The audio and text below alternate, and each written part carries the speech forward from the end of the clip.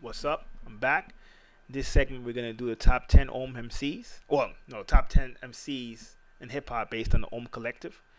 I could easily went to top 20, but making a list of 20 would be kind of hard. I don't have the time constraints for that. Don't want to lose your attention. So many people make these lists anyway.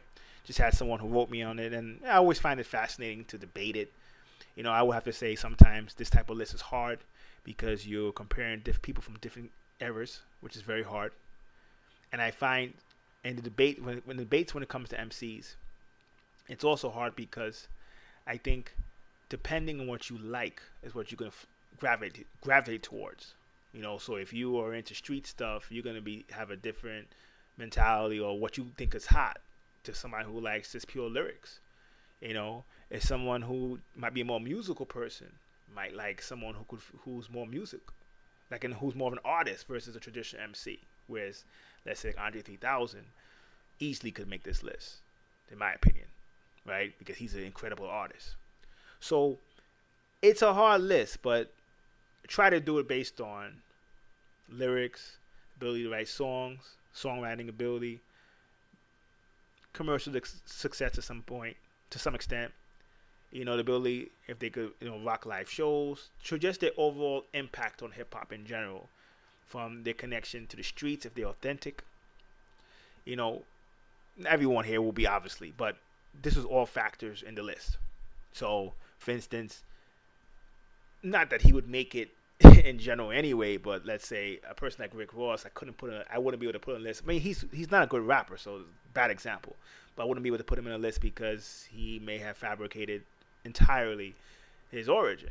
Now, does everyone in hip hop make up stories? Yeah, for the most part. I mean, hip hop is connected to the streets, but there's very few gangsters in hip hop. People may have solo dime bag or an ounce of coke or whatever, but maybe a little crack here, a rock of crack here and there, but moving kilos, seriously doubt you'll be moving kilos and rapping. So everyone is kind of exaggerates things, but if you exaggerate it, but there was some truth to it, I'll let it slide, right? That's just the nature of the genre, right? Most people exaggerate anyway. So that's why I wouldn't even mind if somebody says, forget this whole list, because that's just not what they're into. So we begin, number 10, Jay-Z. A pick that, for me, might have been more 13 or 14 for me.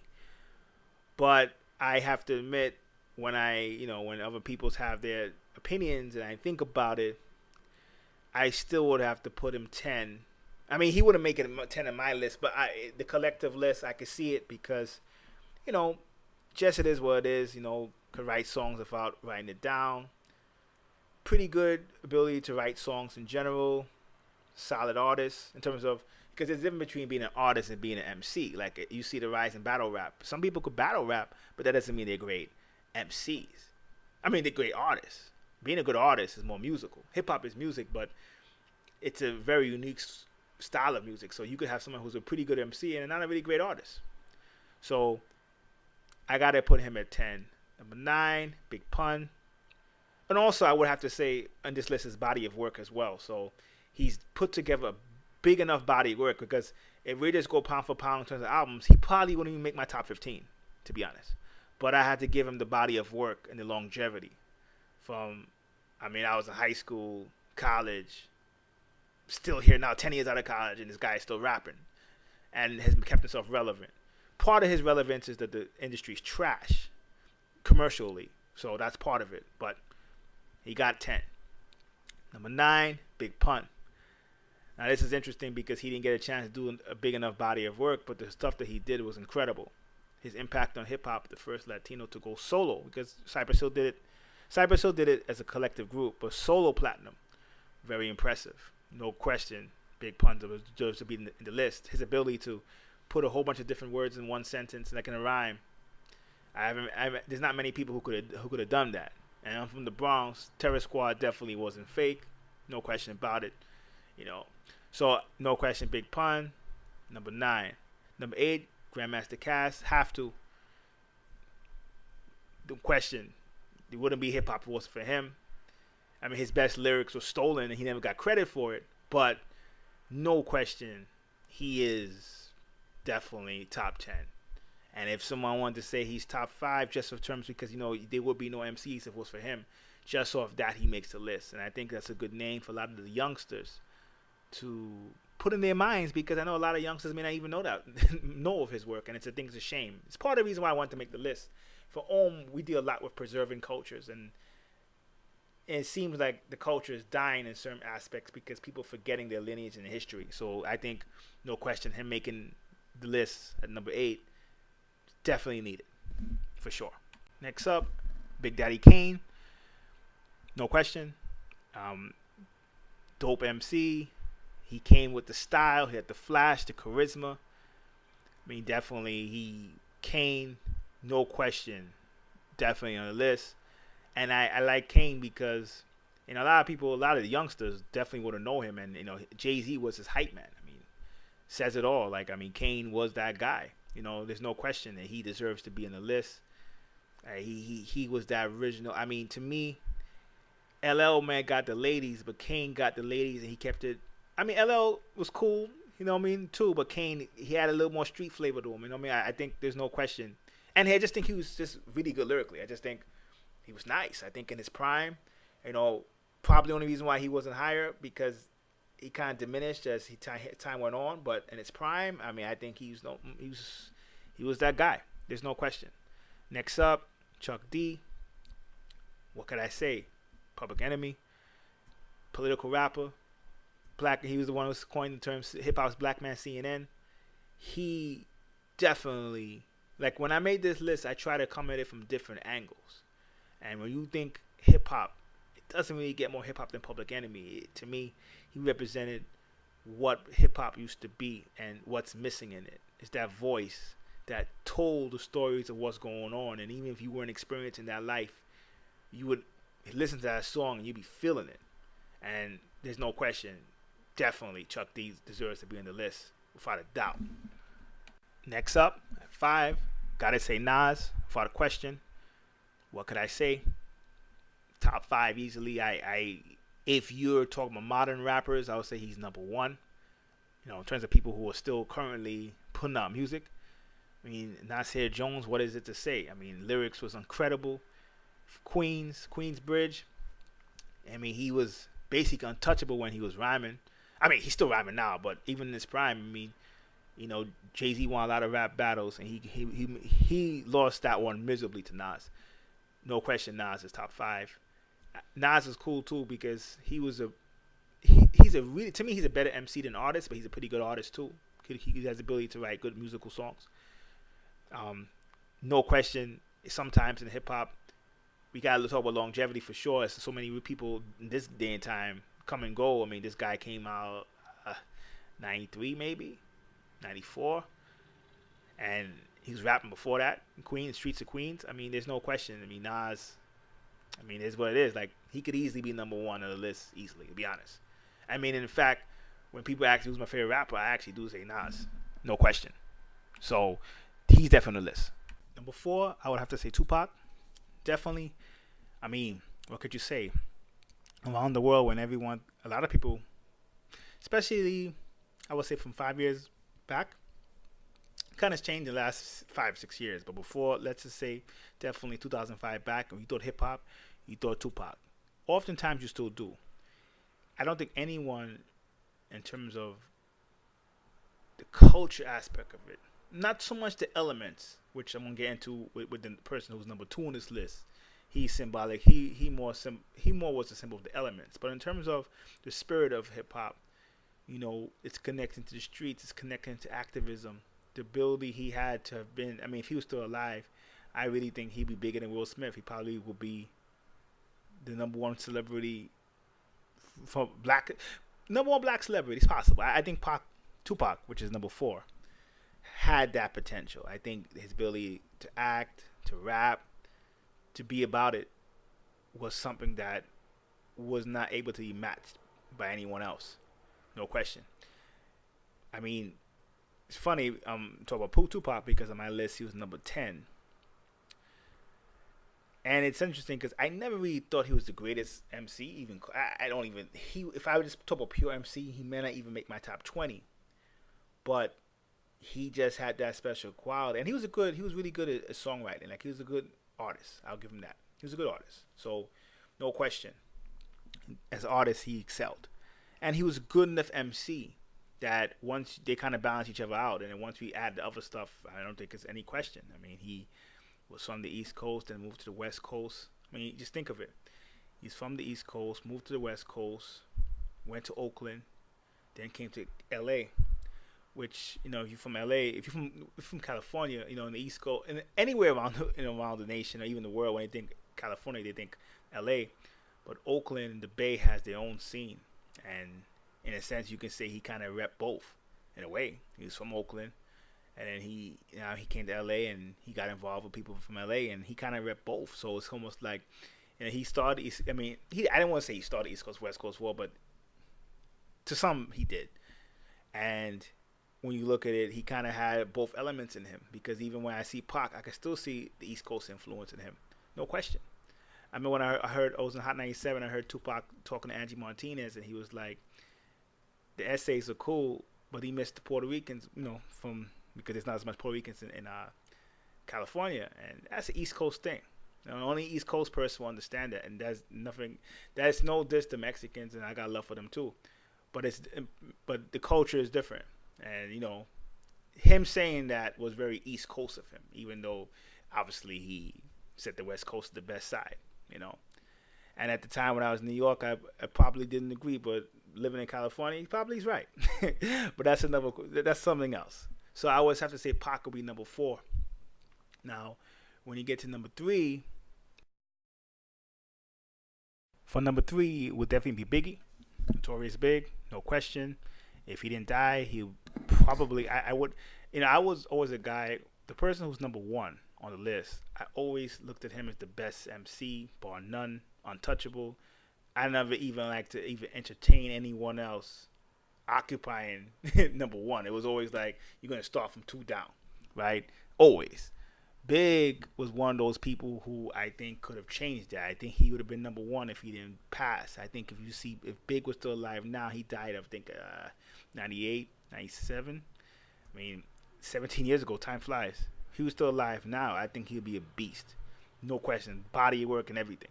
I mean, realistically, he only really had 2 albums and he died. And, you know, he didn't really have as big a body of work as he was supposed to, but his impact was amazing.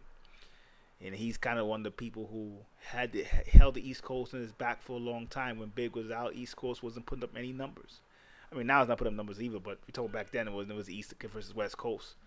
Biggie had the voice, he had the lyrics. You know, he's from the streets to some extent. You know, he definitely embodied Brooklyn, no question, the Bed-Stuy. And, you know, in a time when, I remember when Big was coming up, I was living between the Bronx and Fort Greene in Brooklyn, and I gotta give it to him. Like he definitely made us proud, no question. He definitely, and his voice is powerful. I remember Nas was like, "Yo, Biggie was the guy he feared. He wouldn't run again, no beef with Biggie." Like it's no question. Like Biggie was that person who he know how to write a song. I mean, think of it from this angle. Biggie was trying to put together something called the Commission, where he was going to put together, I think in the Commission was going to be the Lox, Jay-Z, Cameron, an Italian dude who was really connected to, I forgot which mafia family. I think it could have been a Genovese family, but I don't remember now. Charlie Baltimore. I mean, that's I mean, when you could have Biggie and Jay-Z in the same group, I mean, think of the impact this guy, or the vision he was thinking about. You know, he would have had, they were called the Commission, so it's kind of, you know, kind of a throwback to the Mafia days, and then they had someone who was related to Mob by blood in the group. And then you have Biggie and Jay-Z, and then he said, all right, then you got Cam repping Harlem, Charlie Baltimore, very underrated female MC. I mean, that would have been a monstrous group. That's the type of vision Biggie had. So unfortunately, you know, he passed, but he definitely was number 3, no question. And that's the one person. They didn't die. I would actually have put him number 1 in terms of being able to time his growth. The person who's number 1 is still number 1, but I think if you gave Biggie 10, 12 more years, he would have made it to number 1 spot. Number 2, KRS-One. I think KRS-One is the best embodiment of hip hop in general as a culture. You know, when you have someone who understands graffiti, DJing, b-boying, it's spread internationally. Its importance to be socially aware. Definitely KRS-One, Chris, and he's from the Bronx. I'm from the Bronx. I mean, you can't beat that. Well, you know, that's a whole other story. But I have to say, definitely KRS-One, no question. Number two, easily. And the only reason why he doesn't have number one because number one, we gotta go Rakim. I mean, Rakim is just a god. There's nothing much really to say. I don't think anyone has been able to be a monstrous MC. If this was a list of the top 10 artists in hip hop, it'll be a different story. But MCs, I don't think you can debate it. Rakim is that guy, no question. I mean, that was the guy, the God MC. I mean, he was like God. Like, there was nobody. I mean, nobody in their right mind would really want to battle the dude. I mean, he was. I mean, legend is not. It's like an understatement. I think he's even today underappreciated in a lot of ways sometimes for me. And he definitely, for me and for the Ohm Collective, definitely feels the best of all time. Now, there were some names that could have been honorable mentions. You know what I mean? Like a Coochie Rap. I think very underrated. I mean, I can't say he's underrated, but he could easily be in the list. He was on my list. You know, Jizza, I think, is an underrated person. Vasquez from the West Coast, definitely underrated. You know, there's people, Eminem, obviously not underrated, but he was number 14 in my list. He didn't make a top 10 now. Definitely Eminem. You know, came up from the underground scene. He battled. I mean, I respect that. No question. I think a lot of times now, when people ask their question to MC, but MCs, I do think hip-hop is at a crossroad. Because I do think, while I'm not fans of Drake and a lot of the newer artists, I do give Drake this. He's kind of representative of the last. I mean, it's kind of like how the young kids do it now, right? Like the young kids now, like the older guys would probably listen commercially, I'm talking about now, probably to Jay-Z, Nas, you know, stuff like that. The young kids obviously will listen to them. They might listen to that. No, you know, it's different game, to be honest. No question, it's a different game. ASAP Rocky, you know. I mean, and enough. No disrespect to him. We're just saying the game is different. So the young has their own rappers. Like the thing that's beautiful about hip hop is that it didn't die because now you just get in these different generations within the genre itself. Where in other music genres, a younger generation will pick up would discard the previous genre and then go find something new. In hip hop, it is all hip hop. It's just transforming. One older folks listen to one, the younger folks listen to one. I'll give Drake and Lil Wayne. They're in the middle. Both generations, old and young, listen to them. So I do think the danger is that from that generation, Kendrick Lamar add too. From that generation, the problem's gonna come in, and once they're gone, you know, I don't know what it's gonna look like, to be honest. And that's the difference. So I do think to me that 2004 to like Wayne is hard because he obviously wouldn't even be my top 20. He wouldn't even be my top 30, right? But I respect his run for 2-3 years. I respect he had a good run, and I just don't like his he's not really authentic in certain aspects. And anytime someone is a celebrity and then they start gang banging like Chris Brown is appearing to doing, that doesn't really come off as authentic to me. That life is not really anything to glamorize, and if you're in it, you're in it. Anybody who's in it will tell you don't join it, don't take part of it. So when you are a celebrity and decide to do that, you would automatically get disqualified. But I would give Wayne this in the sense that I think he represented the last generation that you could even put in the same category as the people I'm saying now. I think now anybody after that generation, it's somebody told me a good point. It's like, you know, if old school to you is Tupac and Biggie, there's a problem. But there's gonna be a generation that old school to them is gonna be Lil Wayne and maybe Big Sean, and if that's the case, that's old school, and I don't want to see what hip hop is gonna look like in 5 years. So I think Wayne and Drake in them. That's why I like Kendrick, because I think Kendrick, the young kids seem to like him, and the older gods respect him. So Kendrick is a breath of fresh air. I don't think it'll be enough though. Hip hop in general is at a crossroads. So it's like when I made when Michael Esky myself made a documentary hip hop, for me, from my angle at least, it was just like giving love back to the culture that I think is dying or gonna be dead. To be honest, it's just like, when you look back 15 years, you say that was my contribution, right? I just don't think. I think American culture as a whole is at an interesting crossroad, and I don't think they're gonna be able to come out of it. So these 10 MCs, for me, they represented what hip hop was, the past, the present, and I think in general their contributions are very important and sometimes misunderstood. I think we can some of the names of this list. I saw some people calling them names and stuff like that.